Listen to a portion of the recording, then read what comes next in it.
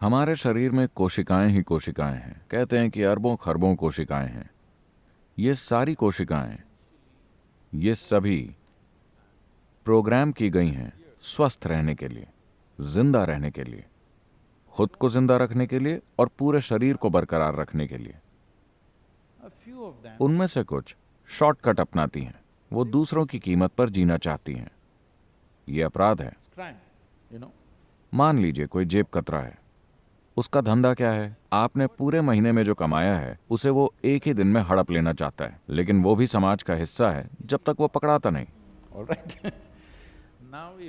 अब अगर देश के सारे जेब कतरे मिल गए और दिल्ली आ गए तो अब हर किसी की जेब कट जाएगी, क्योंकि अभी ऑर्गेनाइज्ड है। तो अभी जिसे आप कैंसर कहते हैं वो बस यही है। हर किसी के शरीर में कैंसर की कोशिकाएं होती हैं।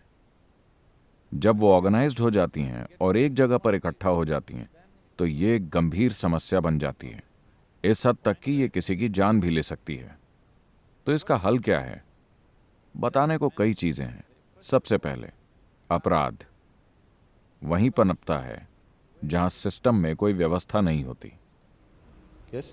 समाज में अपराधी फलेंगे फूलेंगे अगर कानून व्यवस्था ठीक से लागू नहीं की गई। तो हमारे सिस्टम में एक डिफेंस मैकेनिज्म है। क्या हम इसे ठीक ठाक रख रहे हैं? क्या हम इस पर हर किस्म के स्टिमुलेंट्स और नशीली चीज से बमबारी कर रहे हैं और फिर उम्मीद कर रहे हैं कि ये डिफेंस मैकेनिज्म काम करेगा? ये ऐसे काम नहीं करेगा। हमें ये समझना होगा कि हर स्टिमुलेंट और नशीली चीज जो हम लेते हैं वो हमारे डिफेंस मैकेनिज्म को कमजोर करती है। लोग सोचते हैं कि डिफेंस मैकेनिज्म सिर्फ बाहरी इन्फेक्शन के लिए बना है। नहीं, शरीर के भीतर मौजूद अपराधियों को काबू करने के लिए भी डिफेंस मैकेनिज्म काम करता है। तो सीधी सी बात यह है, योगिक पद्धति में एक आसान सा लॉजिक है। हमारे शरीर में ये कैंसर कोशिकाएं लगभग 27 या 28 गुना ज्यादा भोजन खाती हैं सामान्य कोशिकाओं की तुलना में।